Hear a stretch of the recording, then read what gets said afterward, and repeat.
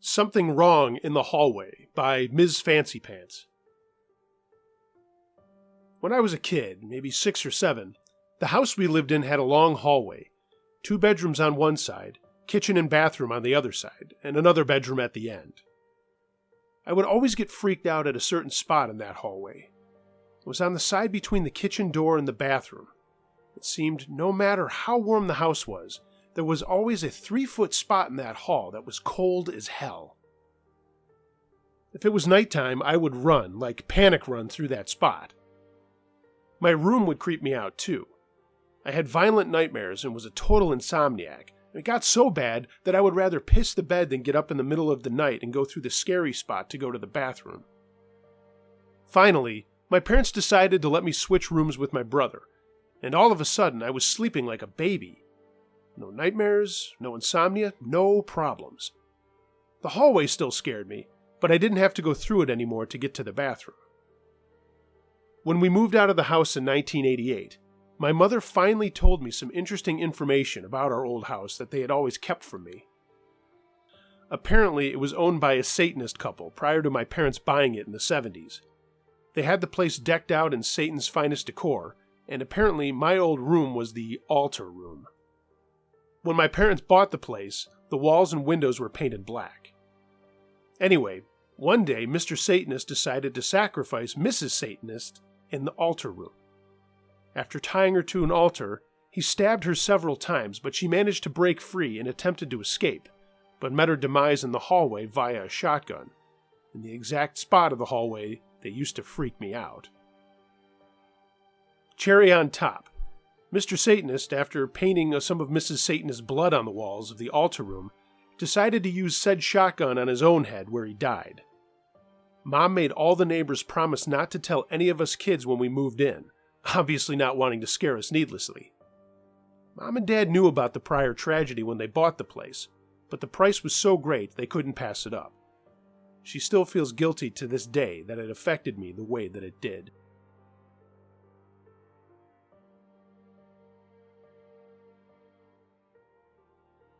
An Unexplained Incident by Malparvasi 12. I am from India.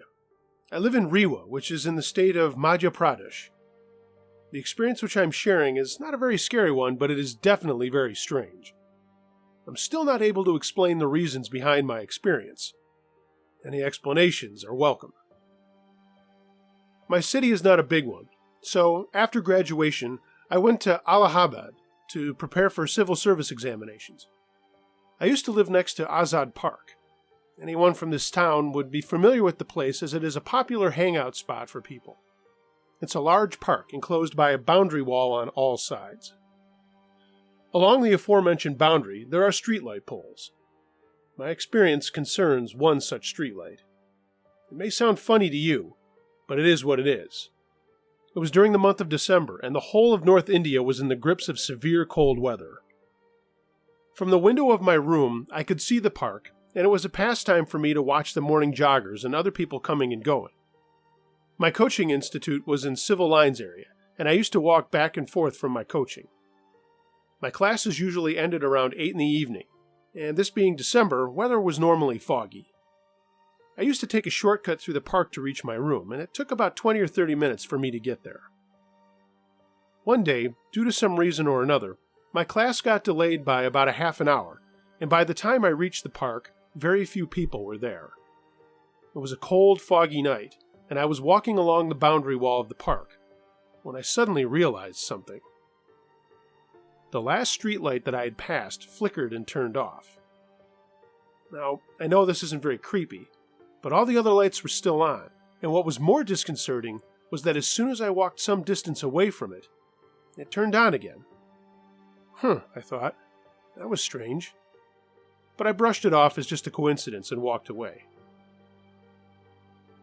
I forgot about the incident, and the next day I was returning home from coaching when I passed under that same streetlight, and it started flickering again. I stopped dead in my tracks and slowly traced my steps back away from the light.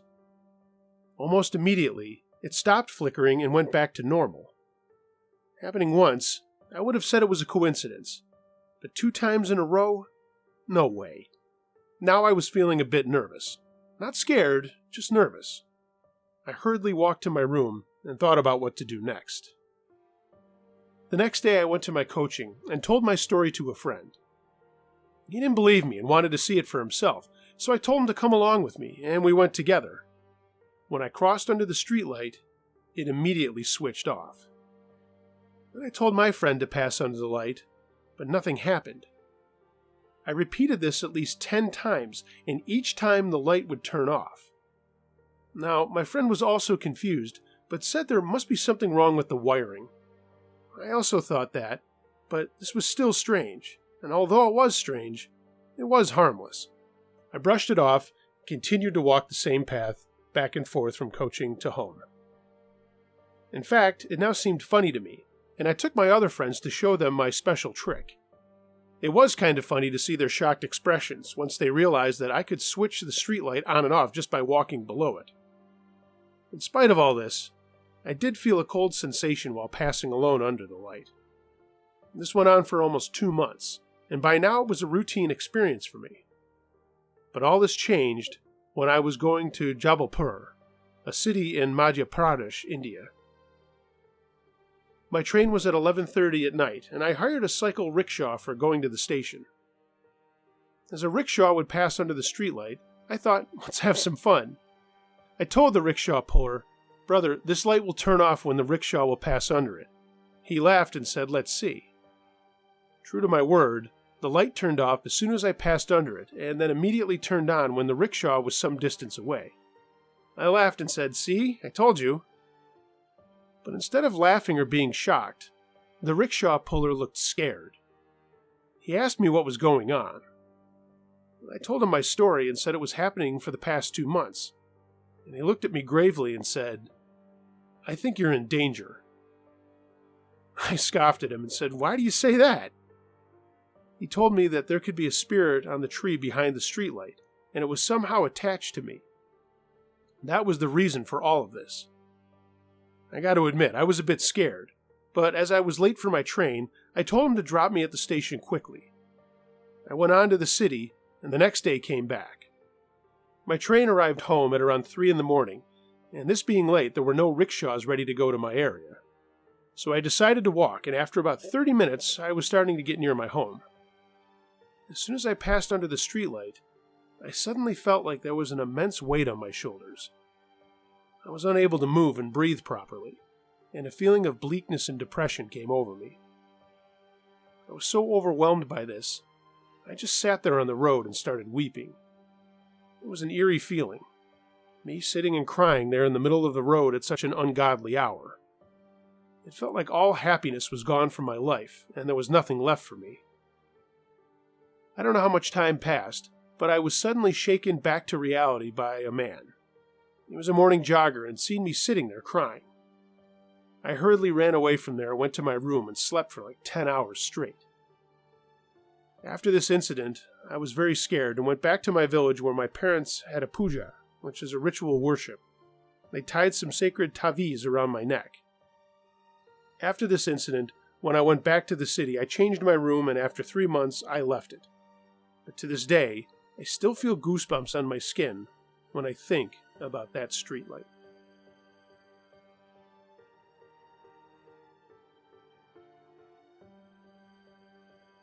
Her Friends Weren't There Yet by Dude Bun. In university, my dorm room was in a 19th century mansion converted into a university residence. Stories about it included a female apparition that would appear if a woman was in trouble, a third-floor poltergeist, and a basement where a rapist once hid and attacked a young girl while she went to change her laundry. One night in November, a bunch of us were sitting around in the big dorm room on the main floor having some beers. The doorbell rang and I went to answer it, and an older lady, maybe 50-ish, in normal clothes, was standing there and said, "Hello, I'm here to meet some friends of mine. Now, there were only 16 rooms in the place, and we were almost all in the dorm room just down the hall. Who's that? I asked.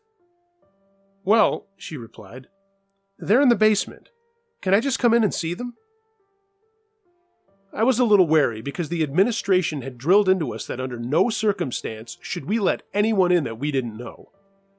So I went to get our residence director, and he arrived, and she repeated the question again, and he said, no, there was no one downstairs.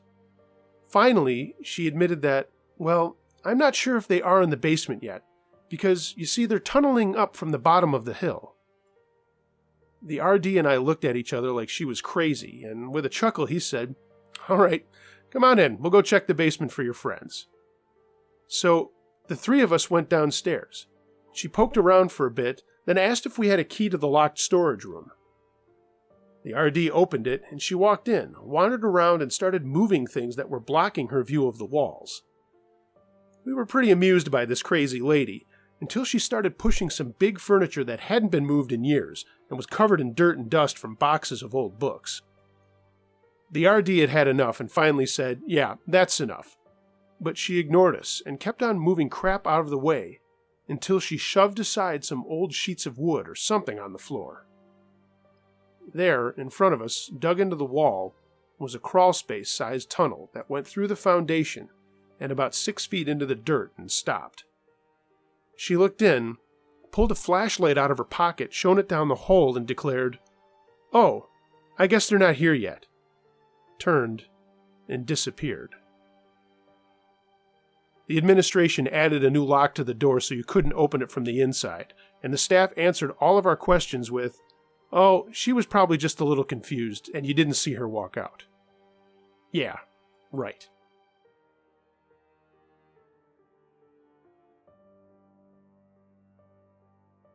Obake by Lesley Downer. Kamakura is to Tokyo as Oxford is to London, exactly an hour away by train. Back in the 12th century, it was the old capital.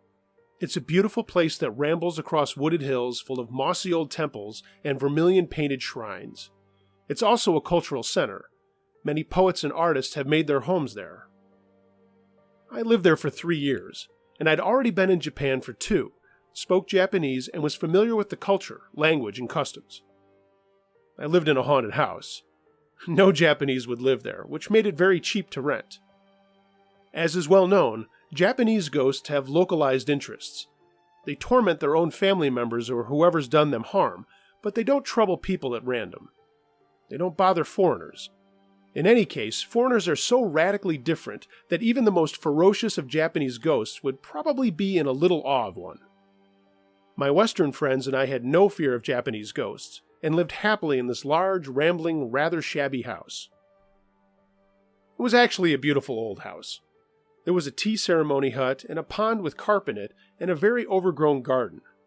I never found out who the landlord was or why he kept the house, and many old houses were being torn down and replaced by apartment blocks, which could be rented out for far more. But for some reason, this house remained, and the ghosts kept well away. Or so we thought.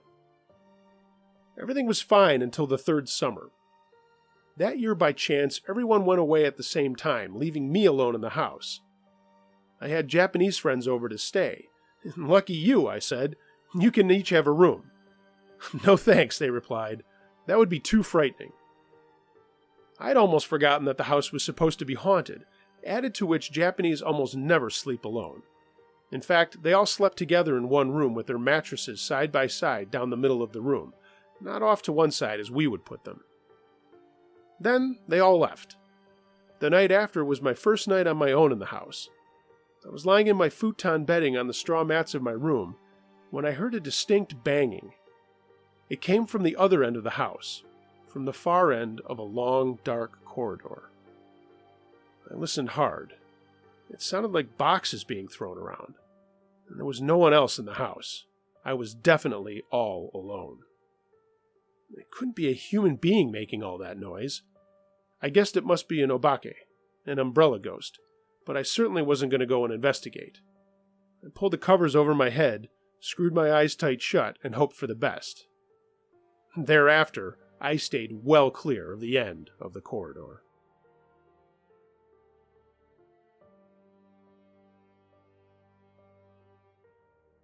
The Blue Light by Amanda Hobair. I'll preface this with, I'm a huge skeptic, and when it comes to religious flavor, I identify myself as a Discordian flying spaghetti monster devotee. Ironically, of course.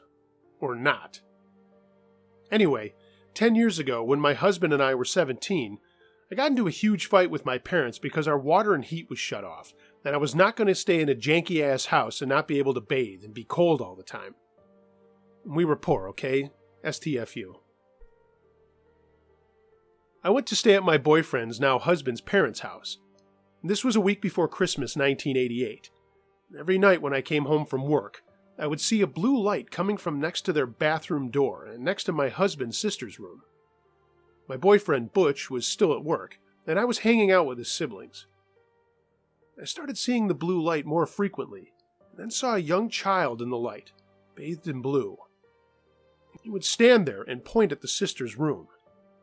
My husband's sister was 12 years old at the time and autistic. She also saw the blue baby, and I would make my brother-in-law or sister-in-law go upstairs with me and stand outside the bathroom. I was so freaked out. Nobody knew what the hell was going on and thought that me and Chrissy were lying. 2 days before Christmas, at 5 o'clock in the morning, I woke up to my father-in-law screaming, "Fire! Get out!" The whole house was on fire. In the confusion, my husband jumped out a window, but me and his brother-in-law ran down the stairs and out the front door. The door handle was so hot that Joey burned his hand unlocking it. I got outside, and Butch's mom was on the roof, and Butch's dad and sister were nowhere to be found. The firefighters restrained us and would not let us go in to get them. I was also butt naked with just a sheet, and it was the middle of winter. They made me and Butch and Joey get into the ambulance. We got to the hospital, and the doctors told us that Butch's dad had second and third degree burns on about 75% of his back, and that Chrissy was dead. What happened was he had grabbed Chrissy at the top of the stairs, and she wouldn't go anywhere. She was so freaked out. So he picked her up and tried to run down the stairs with her, and a bookcase collapsed on them. The firefighters saw Butch's dad first and got him out. They went back inside and couldn't find Chrissy. 15 minutes later, they found her under the bookcase, dead. 12 fucking years old, autistic and so smart she was about to be promoted from 6th grade special ed to 8th grade advanced school. Then, she just died senselessly. I spent a week in the hospital for smoke inhalation. Joey spent as long treated for burns on his hands. Butch's mom had to be sedated as she had an understandable complete emotional breakdown. Butch's dad spent 3 months in the hospital treated for his burns, and he had to have skin grafts taken from donor sites all over his body. He was in a medically induced coma for 3 weeks after the fire. I was there when we told him that Chrissy was dead, and he said he knew, and that she had come to him many times when he was in his coma. A family friend went inside the house 2 days after the fire and saw the blue baby in the kitchen near where the stove was. The fire inspector ruled the fire as accidental and that the gas stove had just blown up. How in the hell do I make any sense of this? As crappy as the situation was, it made me very close to Butch's family. We got married 6 years ago and have been together for 11. Butch's mom and dad say I'm not just an in-law, but I'm their daughter now too. Rest in peace, Chrissy.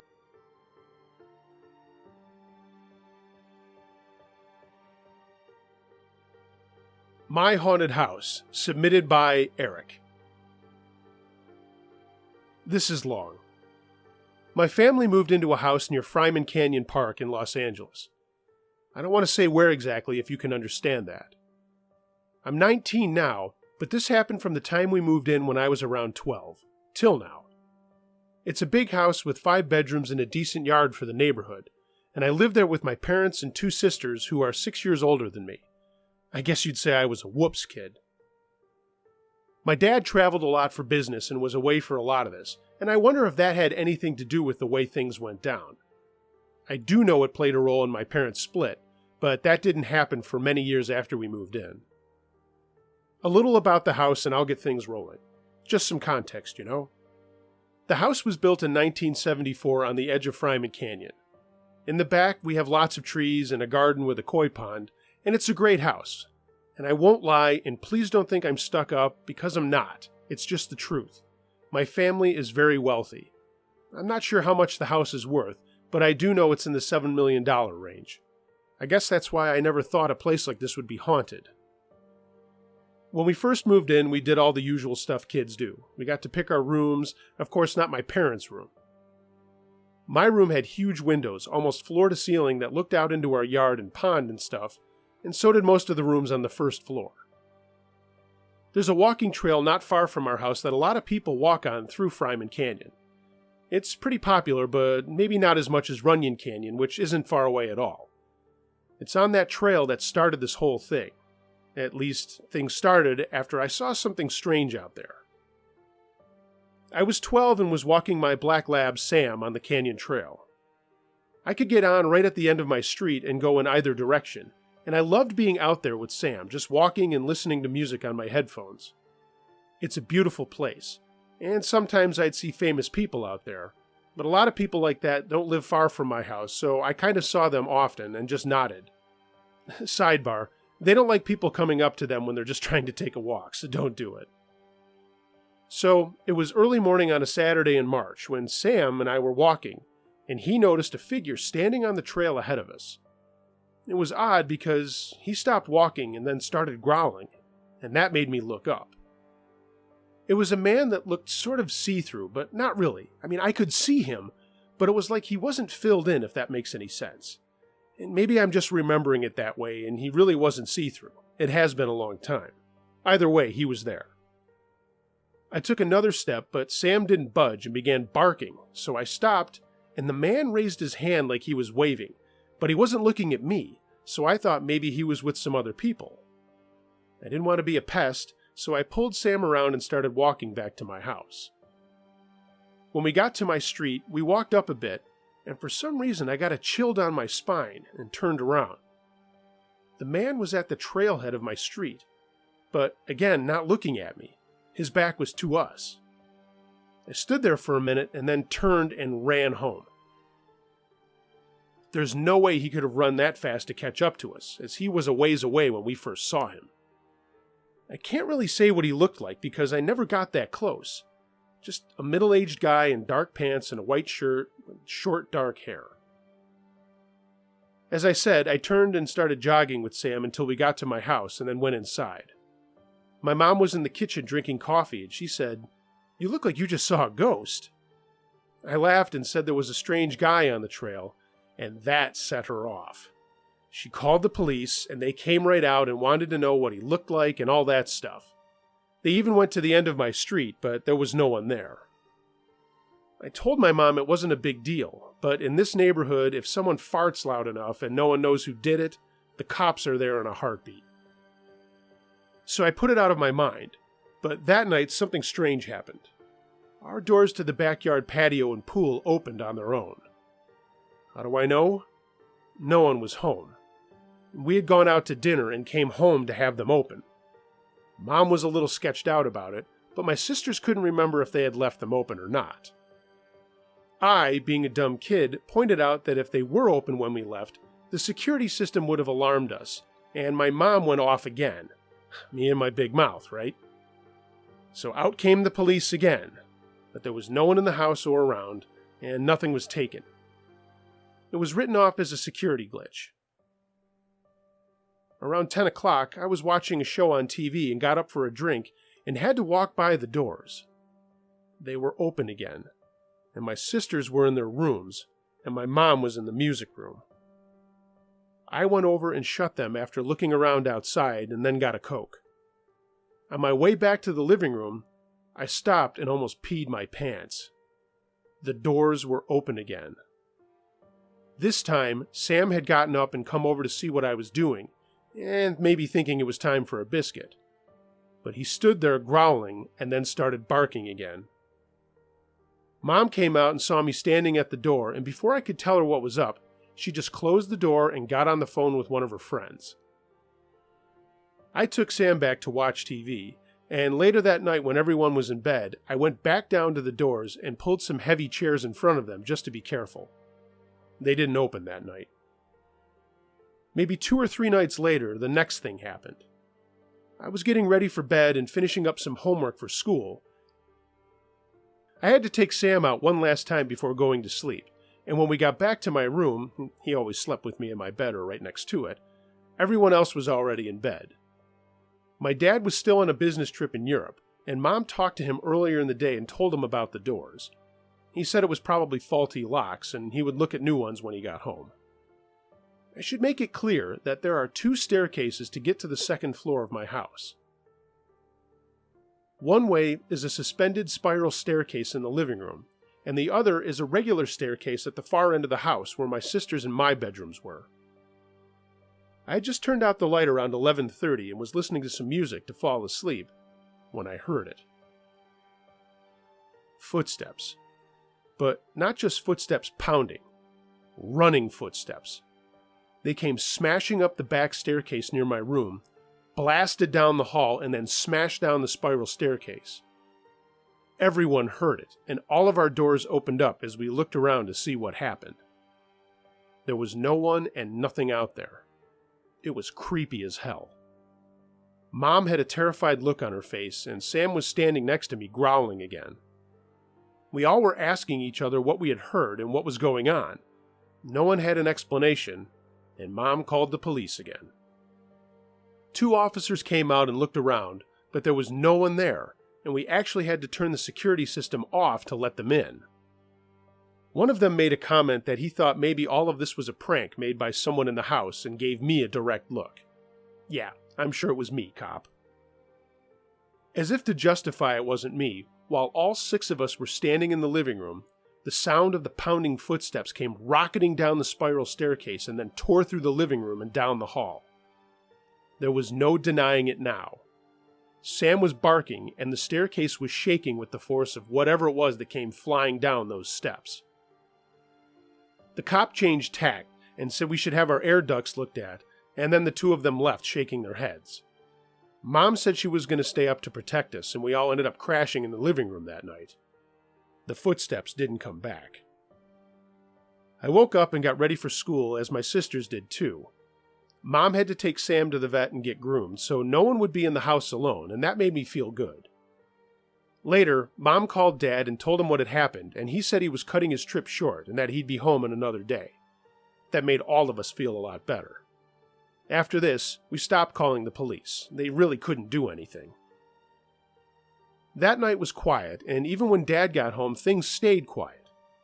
I think at first he thought we were telling him stories, but his attitude changed pretty fast. The night that he did get home, 2 days later, the footsteps came back and this time raced up and down the stairs and hallway twice. Even when we all came out of our rooms, they smashed right by us. We could feel the force on the floor as they went by. Dad stood wide-eyed and said nothing. Things stopped and we all went back to bed, even though we were all pretty scared. Sam jumped into bed with me, and I turned on my music to try to drown out anything else that might happen. Things were quiet for a couple of days, but one day when we were all gone except for my mom and Sam, things started up in the middle of the day. When I got home from school, Mom was a mess and was sitting with Sam outside saying she wasn't going back in until we got home. Apparently, when she was getting ready to go to lunch with some friends, her bathroom suite door shut and wouldn't open. She thought at first it was just stuck, but no matter how she hit it or pushed on it, it wouldn't budge. After a while, she got pissed off and crawled out of the window after pushing the screen out, and got onto the outside porch outside of her room, and then got into her bedroom that way. When she stopped to catch her breath, she looked over and watched as the suite door opened and swung inward on its own. She screamed, grabbed her purse, and yelled for Sam to come with her. She put him in the yard and left to see her friends, crying the whole time. Dad thought maybe she was mistaken about the door being stuck, and that was when their fighting really started. I tried to lock myself in, but the door always opened no matter what, and then Mom started yelling at me. I just got out of there. The footsteps stopped for a while, but other little things started happening. In the middle of the night, something would play notes on our piano loud enough to be heard upstairs, and even through closed doors. Personal items would disappear and show up in weird places. My sisters were getting ready to go to college, and things they were packing would go missing and then be found outside or in the trunk of my dad's car or my mom's. They were looking forward to getting away from all of this. My mom was jamming on the booze at night to just go to sleep, and Dad was trying to maintain his business without being away too much, which always led to them fighting. Things died down when my sisters did go to college. A couple of years later, they were home for the holidays, and nothing had happened in the interim. I was now a junior in high school and active in a lot of sports and activities with a girlfriend, so I was out of the house a lot. I had some friends over on a weekend, and we watched a scary movie, and then I told them all about the weird stuff that happened in the house. My one friend was really into ghosts and asked me a lot of questions while we were hanging out in the backyard having a campfire. It was that conversation that I pinpointed the strange stuff happening right at the time I saw that strange man on the trail, who I never saw again. My other friend went inside to get some beer. My parents were pretty cool with light drinking as long as it was just my close friends and only at our house and they were staying over. My dad had just flown out of town for a week business trip. My sisters were out clubbing, and my mom was having a girls' night in with her friends, i.e. drinking lots of wine and just laughing. My friend came outside with 3 beers and handed them to us. I was petting Sam, and he sat up looking at my friend with a funny look on his dog face. He said something like, "Hey, I don't know if it's just the stories you just told, but I think there's something wrong in your kitchen." We hopped up, and I went inside, and nothing was wrong, so I asked what he was talking about. He said that a stool that was at our breakfast bar was hopping up and down by itself when he went in there. My other friend suggested he go back inside by himself, and then the 2 of us could look in from a window over the sink as we stood outside. My friend said okay, and while we stood there, Sam started growling again. As we watched my buddy go into the kitchen, he stopped and pointed at the stool. It was hopping up and down. Then it slid out from under the bar and zipped right past him and stopped at the far counter. Yeah, he ran out of there like a bat out of hell and wouldn't go back in the kitchen for the rest of the time he was there. My other friend and I went inside, but nothing happened, so I put the stool back, got some more beer so we wouldn't have to go in there again, and then we went back to the fire. Nothing else happened that night or for another while after. I know this is like war and peace, so I'll just say the footsteps came back after my sisters went back to school, and now there were voices in the house in rooms where there was no one. And I don't mean whispers. I mean conversations between 2 or 3 people, loud enough that we could hear them no matter where we were, but soft enough that we couldn't understand what they were saying. We weren't a religious family, but my parents were fighting and Mom wanted a priest or somebody to come out and bless the house. My dad said fine, and I wasn't there when it happened, but my mom told me later that a guy came out and prayed and sprinkled holy water around. Things were fine for a while again, but little things like lights going on and such still happened. This is the last thing that happened, since things went quiet again. My mom finally divorced my dad, and it was just me and him living there, and he was gone so much on business the last year or so has felt like I owned the place. I was 18 and had just graduated from high school. My parents had a party for me, and it was the last time they did something together as a family. Right after, Dad had to go to Dubai, and my mom was in the process of getting all of her things out of the house. I was bummed, but also old enough to know that it was the right thing to do. My sisters had moved out and were on their own, one in England and the other was living in New York. So, I thought I'd have an extended party with only a dozen or so friends, just a laid-back thing with a couple of drinks and some drinking games.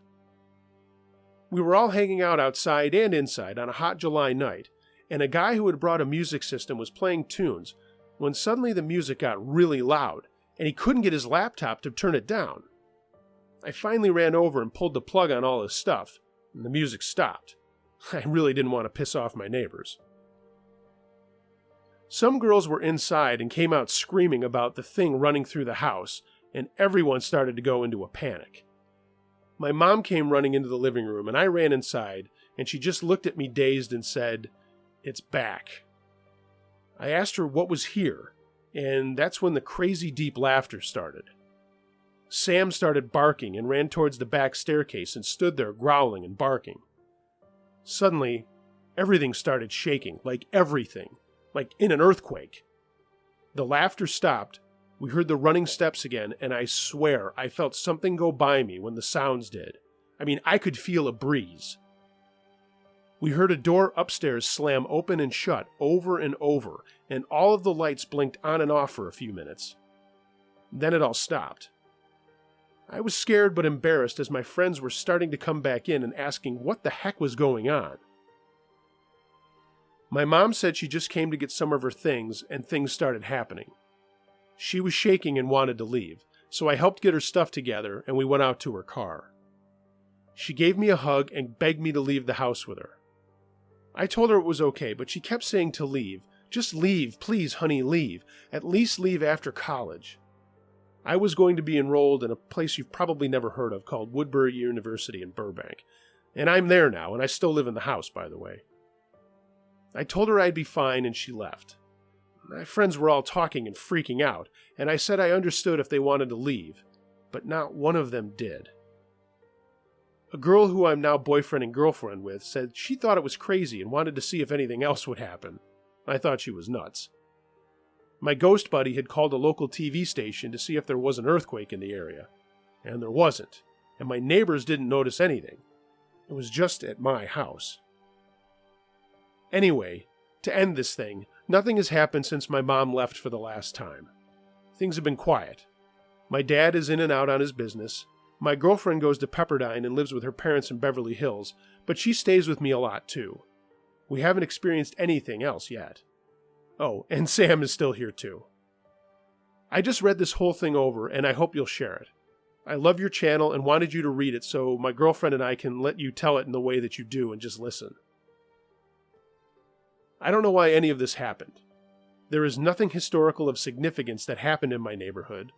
It's not an old house, no one's ever been murdered here, and no one's ever killed themselves here. I do wonder about that man, even though he may have had nothing to do with any of this. And I also wonder about my mom. Things seemed to stop when she left, and then went crazy when she came back after leaving my dad. Is something following her around, or does something in the house not want her here? The other day I asked her if things are okay where she is. She's with a really nice guy down in Rancho Palos Verdes, and she's much more relaxed not being with my dad and not living in this house. Anyway, that's my story.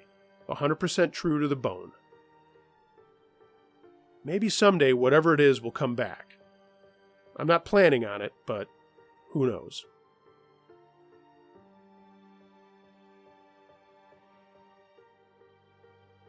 The Nightwatchman by Alahop.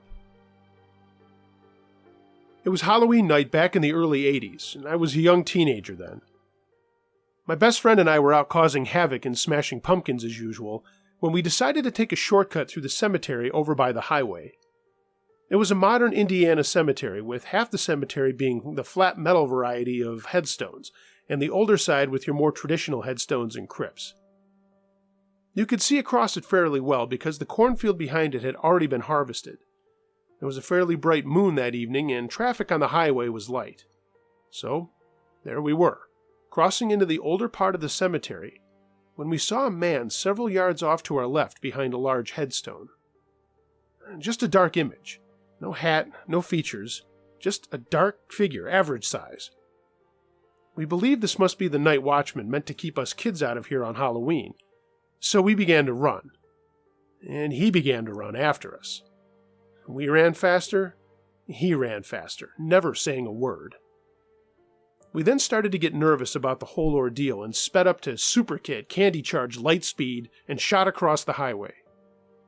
Still with him in pursuit of us, we weaved our way through a row of houses that lined the other side of the highway. After about 2 minutes of top speed running, we hid behind some bushes for a while. And after some time, we snuck back behind the same houses to get home avoiding the cemetery, and we didn't see the man again. Jump ahead 6 years. Me and my friend had met for lunch one day, and we were working our summer jobs after our first year of college. The incident had long since left our minds, and my buddy was working the same cemetery as a groundskeeper. During lunch, he leaned over and said, "Hey, you remember that dude that chased us through the cemetery that we thought was the watchman? I never told you this. They don't have a watchman, and they never did." I replied, "Well, who the fuck was that then?" He just shrugged. Good thing we always kept plan A to run like fucking hell and don't look back.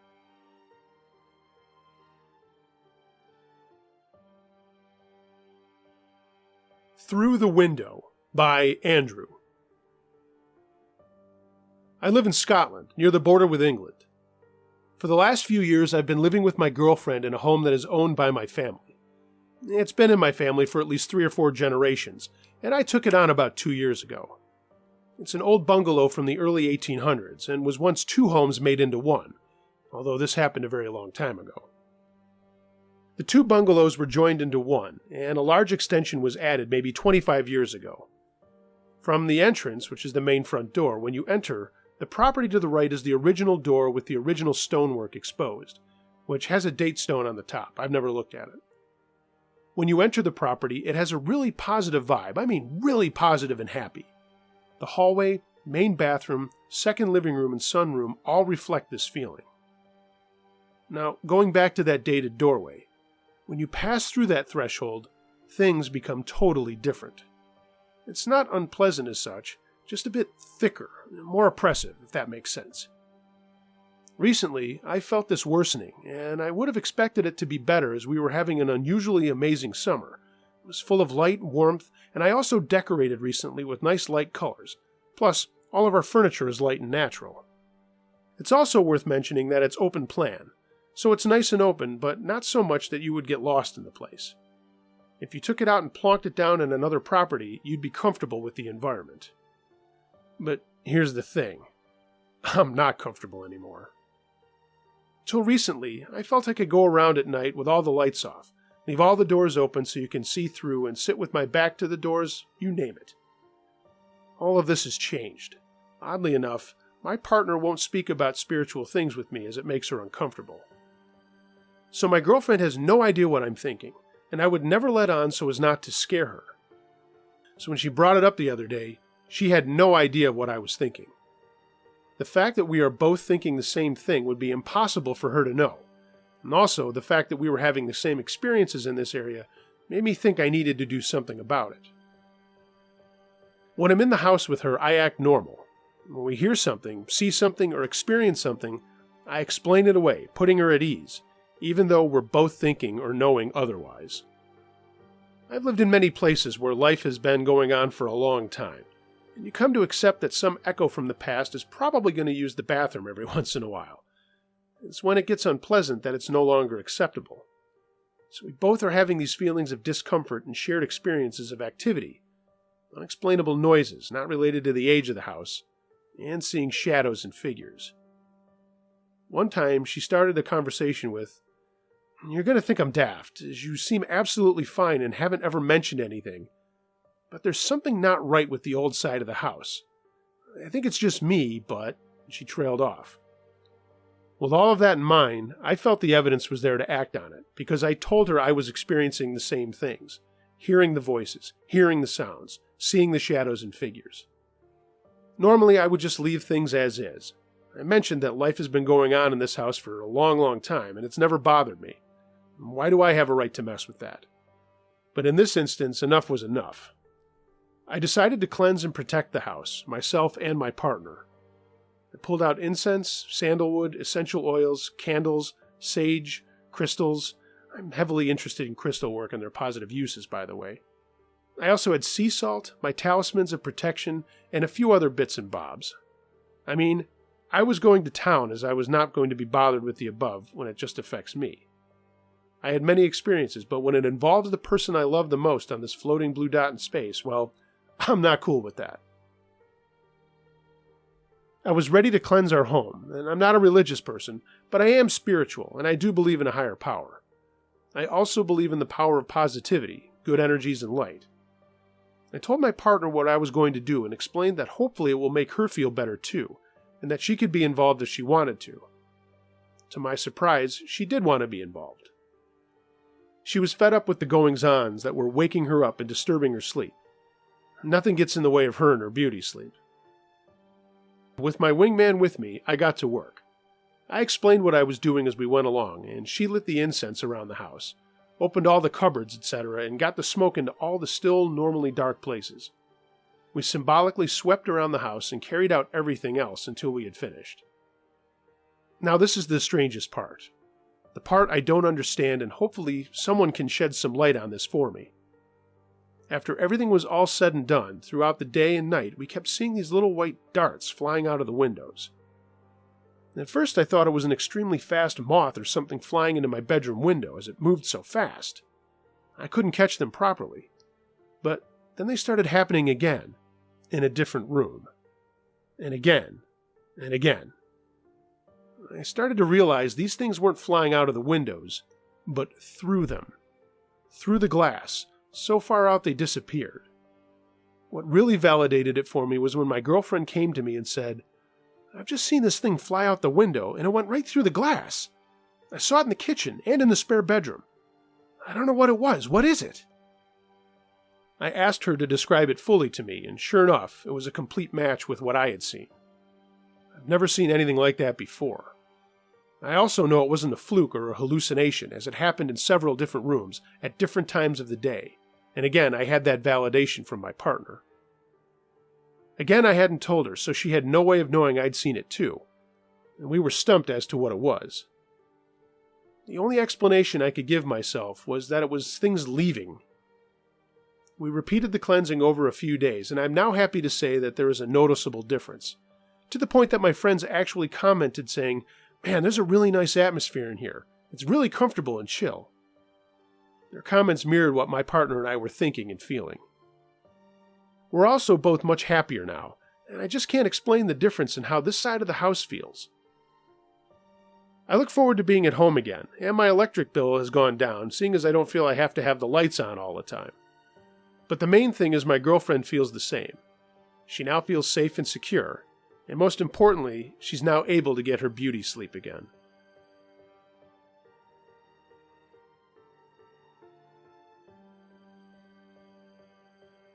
Paulie by Captain Smartass. When I was in 6th grade, my mother bought a house just around the corner from my school. She got an incredible deal on it, and the seller was in a hurry to sell it because of her recent divorce. I seem to recall something about wanting to move out of Philly. The first time Mom took my brother and me to see the place was shortly after she made her offer. It was a standard row house in South Philly, though it had a porch with a roof and a railing, which made it somewhat special. The ground floor had one large open living/dining room and a large kitchen. The basement was unfinished, with a coal room in the back. Under the kitchen, the floor in the coal room didn't even have a cement floor, just plain dirt. The upstairs had 3 bedrooms and a bathroom.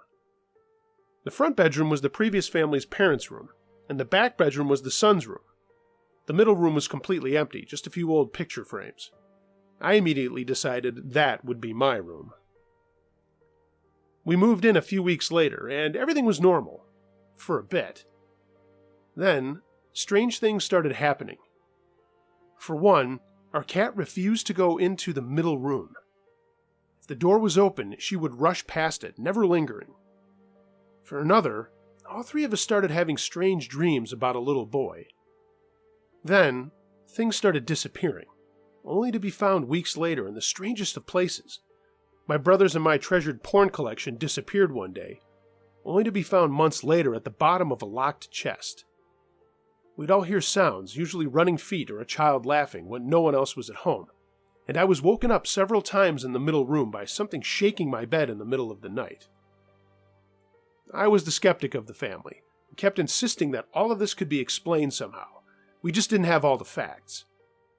In fact, one night, my mother and I were in the kitchen discussing all this, and I insisted to her that the house wasn't haunted, that ghosts aren't real, and there must be another reason for our experiences.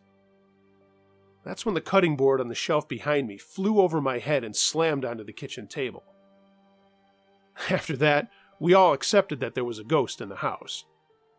My mom even started sharing some of her experiences with coworkers, one of whom had told her that her husband had lived in the house when he was young, and that his younger brother Paulie had died of whooping cough, in the middle room. We started talking to Paulie by name, and he would respond by pinching our legs or knocking on the walls. My brother and I even played catch with him one day. We'd bounce a super ball against the ground, and it would bounce back to us from midair. I don't know how or why it all happened, but I get the feeling that that little boy is still in that house, and he's still looking for someone to play with.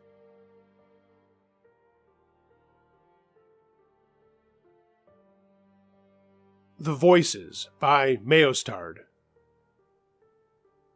A few weeks after my son was born, I was just about to try to fall asleep when I heard this loud, whisper-like voice in my right ear say, "Hey!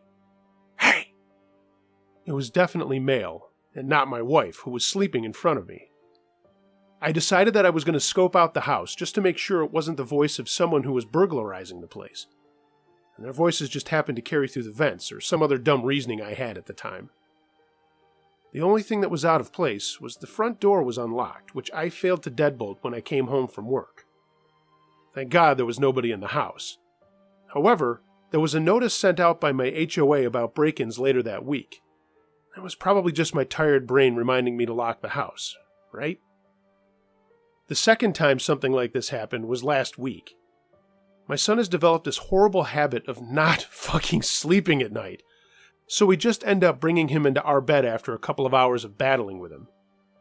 The other night, I was in a deep sleep, mainly due to the exhaustion of dealing with his waking and crying every 30 minutes. Something spoke into my ear and said, "You need to check on the baby. Check the baby." I didn't know that my wife had brought him into bed yet, so I figured it was her saying it to me.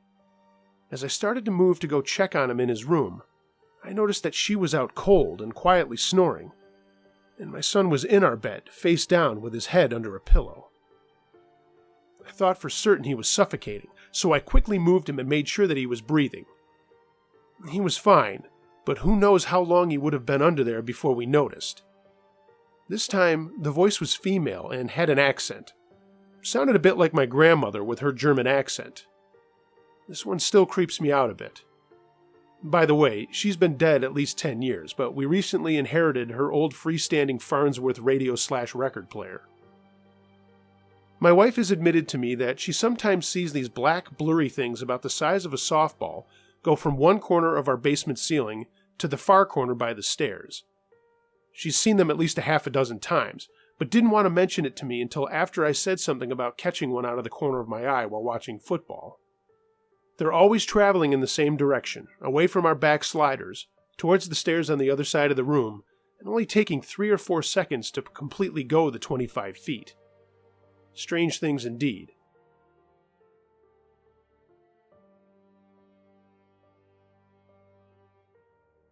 The Air Force Base by Ennui Poet. I was stationed at an Air Force base in northeast Arkansas back in the late 80s, while there was still a Cold War going on. The mission of this base was B-52 nuclear alert bombers, ready to take off within 5 minutes' notice and rain hell and fire on those damn Ruskies. The alert parking apron where these nuclear-loaded bombers waited for their crews was located on an old cotton plantation, supposedly on the slave burial plots. Yeah, of course it would be. The whole area was guarded by fort security police with automatic rifles, grenade launchers, and machine guns. It was ringed with alarms, cameras, and sensors so no one could come in and steal a nuclear weapon. My job was a military working dog handler to go out to any alarm sounding on the perimeter of the place and search for the intruder with my dog. One night, well after midnight, the guard in the tower overseeing the alarms called over the radio net asking who was climbing the stairs to his tower, about 50 feet high. No one answered him, and he couldn't see anything in his camera on the stairs. Thinking someone was messing with him, he called for one of the security teams patrolling the area to check it out. They went over, but didn't see anything. But the guy was insisting he hears someone running up and down the stairs. Everyone started making jokes about it, until the perimeter alarm started going off on the fence line adjacent to the tower. One section of fence right over the other, as if someone were running back and forth along the fence line. I was called away from my coffee and donut to search the area, so I pulled up, got my dog, and we walked around the area. A few minutes after I started searching, Someone called in a red light moving in a section of the area off limits to anyone without prior notification, and it was empty after dark, always. But he reported a single red light floating between the equipment in the area. Now things are starting to get serious. The Air Force back then did not like weird things happening around their nuclear weapons, so the entire area was put on security alert. Every armed person in the area began a sweep of it, and every light is turned on. The guy in the tower lights up the equipment with his spotlight. One of the people searching the area saw a human form dart from the equipment towards the fence, where the alarm started going off as though someone was climbing it. I was right where this was happening. Me and my dog were joined by a second dog team called in because the shit was starting to hit the fan. We hear the fence shaking as though someone was climbing it, so we cut both of our dogs loose to find the person. They bolted out towards the fence and started jumping up and down on the fence and then stopped and sat down. There was nothing on the fence. The alarm stopped going off. It's dead silent and nothing is there. About 5 minutes later, the red light is back in another portion of the alert area, shining through the windows of the dining facility for the pilots, another area that is closed at night. By this time, we have all 40 people on full alert. Every road cop on duty is there, and the officer in charge of the shift witnesses the light in the windows. We surround the building, close off every exit, and send in the other dog handler who was with me. I was the junior guy and not very experienced. He swept the building from top to bottom. In the middle of the sweep, his dog alerts just like outside the fence. He cuts his dog off leash and orders it to attack. And this is a shoot-to-kill area. Basically, we could shoot first and ask questions later, except no one ever actually saw anything that they would have to shoot. His dog charged down the hall, barking like crazy, and he sees the red light. I didn't see it, but I knew the guy well enough, and he swore that this happened. He said it flared brighter and then disappeared, and his dog just stopped and sat down, just like out at the fence. By now, people are starting to get pretty freaked out. A lot of 18 to 22-year-old kids with a lot of weapons and ammunition, all scared stupid.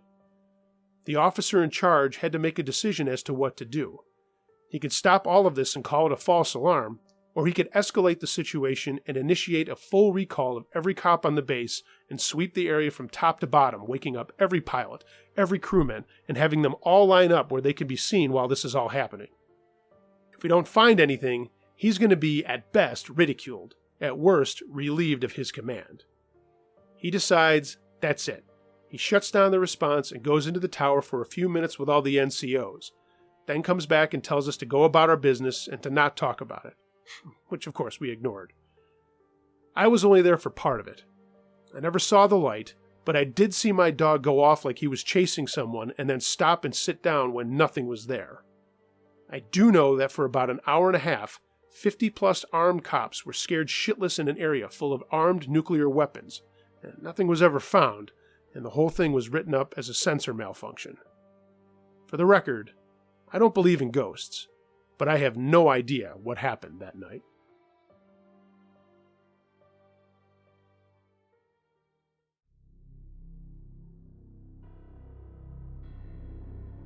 Hey gang, thanks for listening to Uncle Josh's True Scary Stories. I hope you enjoyed this episode of Nothing But Ghost Stories, and I plan on doing this again, as well as other specialized episodes that I've kind of gotten away from. I'd also like to take a moment to thank all of my new patrons. If you would like to be a patron of this page and get the extra perks, click on the link in the description below for my Patreon page, and I promise to be updating that a little bit more into the month of August as we go. Also, as a quick note, I know I have been touting myself as not ever having ads, but some changes are happening in my personal life that I might have to click that little AdSense button. I'm not really sure I'm going to do it right now, but because of some things that are happening in my life, I may have to turn on those ads. I hope it doesn't piss everybody off, and I hope it doesn't ruin the experience, but it might be a necessity in life. Again, thanks for listening. If you care to, leave a comment. I respond to everything. And be sure to send me any of your true scary stories. Uncle Josh, truescarystories@gmail.com. untitled.com. You can find me on all variety of social media. The links for that are in the description below. And for those patrons who signed up at the t-shirt level, those t-shirts will be going out in the next couple of weeks. So again, everybody, I appreciate you listening to this channel. I appreciate you sharing it. And I hope that you'll bear with me as some changes are coming down the pipeline. But until next time, be excellent to each other. And remember, be wary of things that go bump in the night. It could be anything. Ghost, a monster, or the guy next door.